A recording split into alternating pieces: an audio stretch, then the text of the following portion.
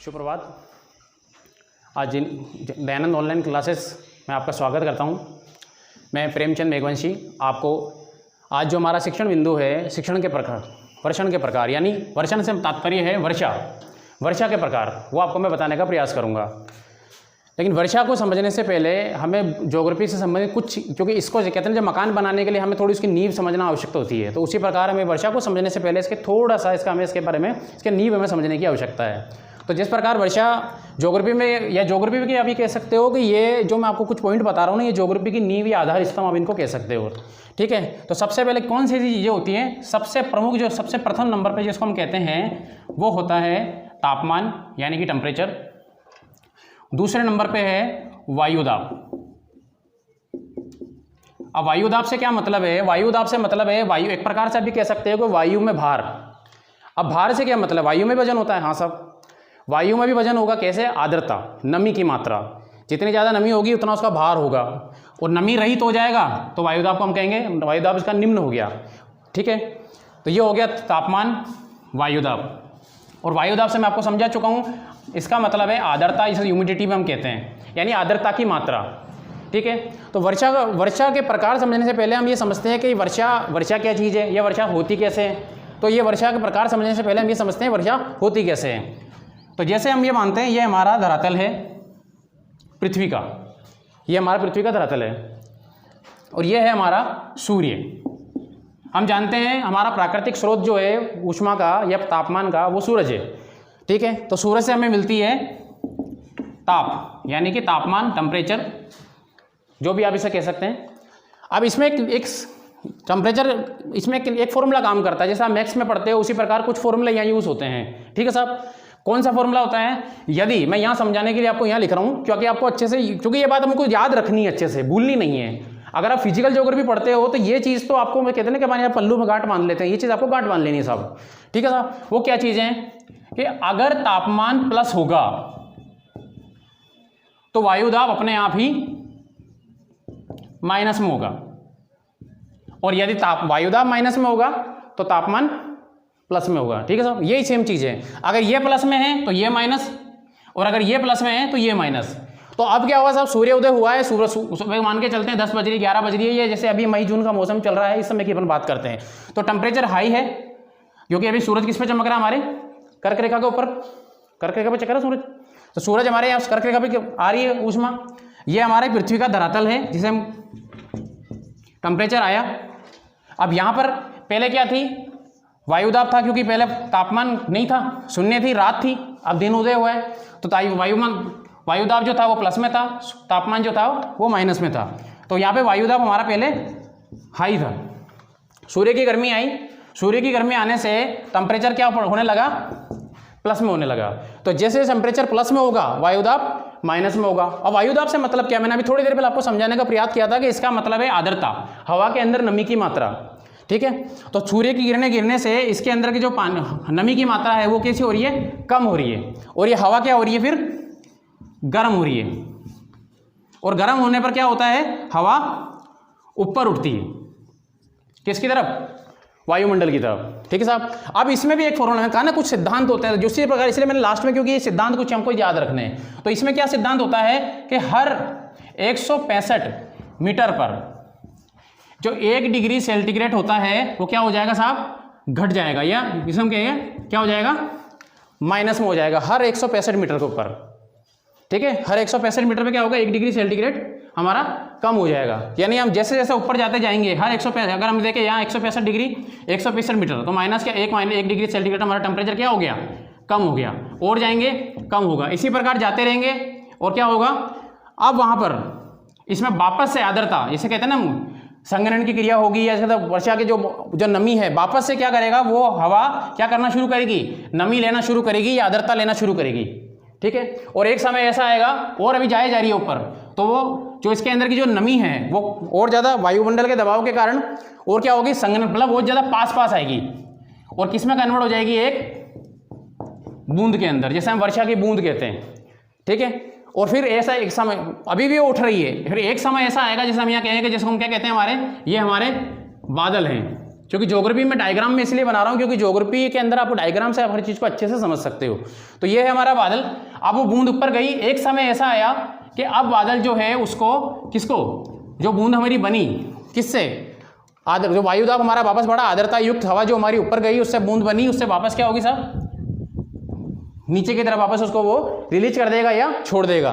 तो ये होगी हमारी वर्षा, जिसको हम कहते हैं नॉर्मली क्या हुई कि हमारी वर्षा हुई है। आज हम कहते हैं ना बरसात आ रही है, जैसे अभी मौसम ऐसे चल रहा है, वर्षा ऋतु चल रही है। तो मध्य जून से मध्य सितंबर जो हमारा नॉर्मली जो हमारे इंडिया में जो समय माना जाता है वर्षा ऋतु को, तो ये वर्षा हमारी इस समय स्टार्ट हो रही है। तो ये होती है वर्षा। अब मैं आपको, क्योंकि अगर आई होप मुझे लगता है आपको थोड़ा बहुत कुछ समझ में आया होगा, फिर अब जब हम आगे चलेंगे तो वर्षा के प्रकार में तो मुझे पूरा यकीन है कि आपको पूरा समझ में आ जाएगा। तो ये तो एक नॉर्मली मैंने आपको एग्जांपल दिया, क्योंकि ये समझे बगैर आप ये नहीं समझ सकते हो। तो वर्षा के प्रकार में हम ये वर्षा के जो प्रकार होते हैं, इसको मिटा देता हूं मैं,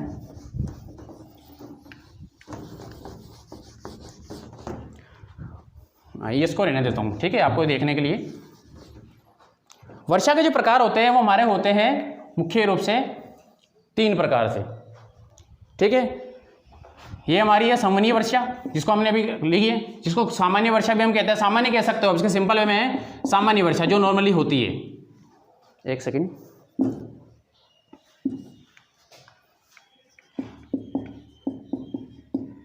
सामान्य भी कह सकते हैं। दूसरे नंबर पे हमारी है पर्वतीय वर्षा, यानी पर्वतीय, ठीक है। और तीसरी बात है हमारी चक्रवात, टॉर्नेडो। चक्रवात जैसे हमने कहते हैं ना बवंडर चलता है हवा का, जो टॉर्नेडो जिसको या बहुत नामों से जाना जाता है, तो ये है चक्रवातीय वर्षा, वाताग्रह से जो बनती है। तो ये जो मैंने अभी आपको वर्षा का एक सिंपल प्रकार बताया था कि सूरज की गर्मी धरती पे गिरती है, धरातल पे गिरती है, उसके ऊपर जो हवा होती है वो आर्द्रता उसमें कम हो जाती है, वो ऊपर जाती है, वो वापस संघनन की क्रिया होती है, वापस नमी लेती है, बूंद के रूप में वर्षा धरती पे कर देती है। ये हमारा सामान्य वर्षा का प्रकार था। नॉर्मली जो वर्षा होती है वो ऐसे ही होती है। लेकिन मैंने आपको एक चीज़ और बताई थी कि अगर टेम्परेचर बढ़ेगा तो वायुदाब माइनस हो जाएगा, और अगर वायुदाब बढ़ेगा तो टेम्परेचर माइनस हो जाएगा। तो आप देखो बाकी वाली अगर आपको ये समझ में आ गई, बाकी वर्षा आपको बहुत आसान है समझने में, आपको कहीं कोई समस्या नहीं आने वाली उसके अंदर। कैसे साहब, देखिए आगे बढ़ते हैं अपन। अभी हमने पढ़ा था कि यहाँ पर ये हमारे सूर्य थे और तापमान आया, यहाँ की वर्षा ऊपर उठ के ऊपर गई, तो यहाँ पर क्या हुआ, यहाँ पे वायुदाब हो गया 0, यानी वायुदाब हो गया 0। तो आप देखो जिस प्रकार पानी कैसे बहता है हमेशा ऊपर से नीचे की तरफ, उसी प्रकार हवा भी बहती है हमेशा उच्च वायुदाब से निम्न वायुदाब के केंद्र पर। तो यहाँ पर क्या हुआ था, क्योंकि यहाँ पे टेम्परेचर हाई हुआ, मैंने शुरुआत में आपको बताया था कुछ नियमों को ध्यान रखने, अगर टेम्परेचर प्लस होगा तो वायुदाब माइनस हो जाएगा। तो टेम्परेचर यहाँ से हुआ हमारा प्लस, तो यहाँ का वायुदाब हो गया माइनस, यानी कि 0। तो अब फिर दूसरा लॉ यहाँ पर लागू हो गया कि हवा कहाँ से बहती है, हमेशा उच्च वायुदाब से निम्न वायुदाब की तरफ, ठीक है। तो यहाँ पर उच्च वायुदाब का केंद्र था, यानी कि यहाँ कोई स्थान होगा जहाँ पर रात होगी, क्योंकि पृथ्वी कैसी है हमारी, गोल है, इसका एक अक्ष जो होता है वो हमेशा सूरज के सामने होता है, पीछे रात होती है।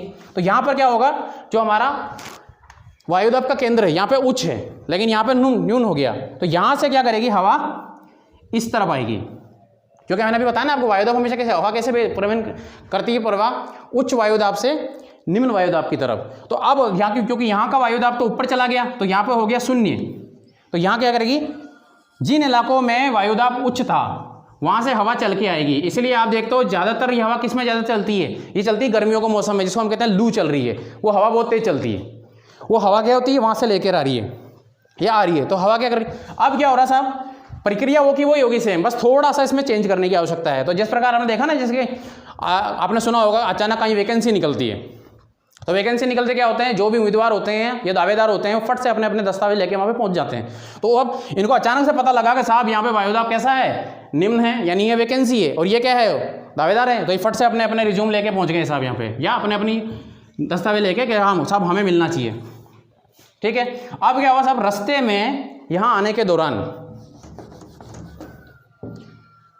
क्योंकि पर्वत का जो हमारा धरातल का सरफेस जिसे हम कहते हैं धरातल, वो एक जैसा नहीं है, कहीं पे पर्वत है, कहीं पे पठार है, कहीं पे रेगिस्तान है, कहीं पे मैदान है, कहीं पे वनस्पति है, अलग अलग प्रकार के हैं। तो अब क्या हुआ साहब, ये हवा जब यहाँ से आ रही थी तो रास्ते में एक पर्वत आ गया। अब हवा को यहाँ आना था, जब आपको जॉब चाहिए तो आपको सब प्रकार की सिचुएशन को आपको हैंडल करके आप अपने जहाँ पे आपको जाना होता है वहाँ पहुँचते ही हो। तो अब हवा यहाँ से आई, लेकिन क्या हो गया, रास्ते में उसको पर्वत आ गया। तो हवा क्या है, पर्वत को चीर तो सकती नहीं है, तो हवा ने क्या करा, पर्वत के ऊपर से आने का डिसीजन लिया। तो हवा इसके साइड से ऊपर जाना शुरू हुई, और सेम जैसे ही वो ऊपर जाना शुरू हुई फिर वो फॉर्मूला लागू हो गया, कौन सा वाला, कि हर 165 मीटर पर 1 डिग्री सेंटीग्रेड कम हो जाएगा। तो अब वो ऊपर गई, ऊपर गई, ऊपर गई, देन उसका टेम्परेचर गिर गया, और देन फिर क्या हो गया, वो यहाँ पर संघनन बादल बने, और देन इससे वर्षा होगी। तो ये होती है हमारी सेकंड वर्षा। ये द्वितीय नंबर की जो हम कहते हैं वो है पर्वतीय वर्षा। ठीक है, आई होप, मुझे लगता है आपको समझ में आया होगा। आपके अगर डाउट है तो आप अगली बार कमेंट्स बॉक्स में बताइए, आप बिल्कुल आपको डाउट क्लियर करने का प्रयास हम करेंगे। तो ये है हमारी सेकंड नंबर की, जिसको हम कहते हैं पर्वतीय वर्षा। फर्स्ट नंबर वाली सामान्य मैंने आपको पहले समझाया था, मैंने आपको एग्जाम्पल समझाया उसी दौरान। अब है लास्ट में चक्रवाती वर्षा। तो चक्रवात क्या होता है, आपने चक्रवात के बारे में थोड़ा बहुत अगर आपको पता होगा, या आपने डिस्कवरी चैनल, क्योंकि वर्तमान समय क्या है, सब गूगल का है, यूट्यूब का है, तो आप बहुत सारे चक्रवात के बारे में आज बेसिक जानकारी भी आप लगते हो। तो चक्रवात से हम क्या समझते हैं, जहाँ पर निम्न वायुदाब का केंद्र उत्पन्न हो जाता है और उच्च वायुदाब से हवाएं उस तरफ जाना शुरू होती है। ठीक है, तो अब ये चक्रवात कैसे बनेगा, निम्न वायुदाब का केंद्र है, वही सेम चीज। यहाँ तो हमने देखा कि पर्वत आ गया था साहब, लेकिन नहीं आया पर्वत, हवा सीधी आ रही है। तो अब क्या हुआ, जैसे कि हमें पता लगा कि यहाँ पर एक कोई व्यक्ति, कोई जैसे वैकेंसी से देखते हैं, कोई नौकरी की वैकेंसी थी, तो अब सब अलग अलग जगह है उम्मीदवार आना शुरू हुए, सबको जॉब चाहिए। तो यहाँ पर कैसा है, उच्च वायुदाब, ये बार जो है, और यहाँ पर कैसा है, निम्न वायुदाब। तो सारी हवा किस तरफ आना शुरू हुई, बाहर से भीतर की तरफ। और देन अब क्या होता है, आप जैसे कंपटीशन होता है, आपने कभी कभी रेसलिंग वगैरह में कंपटीशन या बहुत सारे खेल होते हैं, इसमें क्या होता है कि आप जो उसको उठा लेगा वो जीत जाएगा। तो सब एक दूसरे के कंधे सता रहे हैं, सब उठाना चाह रहे हैं, लेकिन उठा कोई नहीं पा रहा। तो अब क्या होगा, सब उसको उस वायुदाब तक पहुंचना चाहते हैं, लेकिन पहुंच कोई नहीं पा रहा। तो ऐसे में क्या होता है, ये एक दूसरे के साथ घूमना इस तरह, क्योंकि अभी भी क्या हो रही है, हवा आए जा रही है, ऐसा नहीं है कि ये आगे तो रुक जाएंगे, हवा तो अभी आए जा रही है, क्योंकि निम्न वायुदाब का केंद्र अभी उच्च वायुदाब में कन्वर्ट नहीं हुआ है, बदला नहीं है। तो अभी भी हवाएं आए जा रही है, हवा आती जा रही है, हवा आती जा रही है, हवा आती जा रही है। तो अब क्या हो रहा, जैसे आपने वो देखा होगा, अपने महाराष्ट्र साइड में दही हांडी फोड़ते हैं, तो वो एक वो पूरा पूरा वो बनाते हैं, जिसको मेरे हिसाब से क्या बोलते हैं, मानव, ऐसा कुछ बोलते हैं, मानव दही हांडी फोड़ने के लिए एक होता है, मानव पिलर जैसे उसको बोलते हैं, मानव स्तंभ बनाते ताकि दही हांडी को फोड़ने के लिए। तो उसी टाइप से नीचे से हवा आए जा रही है, और जो पहले नंबर की हवा थी वो क्या हो रही है, अब ऊपर उठे जा रही है, और नीचे से हवा अभी भी आए जा रही है। तो ऐसे में क्या होगा, ये चक्रवात क्या कर रहा साहब, ऊपर उठता जा रहा है। अब ऊपर उठता जा रहा है, सेम फिर वो नियम लागू हो गया कि हर 165 मीटर पे 1 डिग्री सेंटीग्रेड टेम्परेचर कम हो जाएगा। ऊपर होता गया, ऊपर उठता गया, टेम्परेचर कम होता जा रहा है, जैसे हम उसको कहें कि धरती से उठता जा रहा है, हवा घूम के ऊपर उठे जा रही है, और हर 165 मीटर पे 1 डिग्री सेंटीग्रेड कम होता जा रहा है, और फिर एक समय आएगा जब उससे क्या होगा, वर्षा हो जाएगी। तो ये होती है चक्रवातीय वर्षा। तो ये है हमारे वर्षा के 3 प्रकार। वर्षा कैसे होती है, आई होप मैंने समझने का प्रयास किया, आपको समझ आया होगा कि टेम्परेचर बढ़ेगा, धरातल पे जो वायुदाब होता है वो हवा गर्म होकर ऊपर उठती है, एंड ऊपर उठती है, और 165 मीटर हर 165 मीटर ऊपर जाने पर उसके अंदर का 1 डिग्री सेंटीग्रेड टेम्परेचर क्या हो जाएगा, माइनस में, और देन फिर वो ठंडी होगी, उसके अंदर आर्द्रता वापस आएगी, नमी आएगी, और फिर बादलों में कन्वर्ट होके और फिर क्या कर देगी, वर्षा, वो सामान्य। उसके बाद पर्वतीय, रास्ते में पर्वत आ जाएगा, और अगर पर्वत नहीं आ पाया, हवा आए जा रही है, तो आएगी चक्रवातीय वर्षा। तो ये है वर्षा के 3 प्रकार। आई होप, मुझे लगता है आपको समझ में आया होगा। धन्यवाद।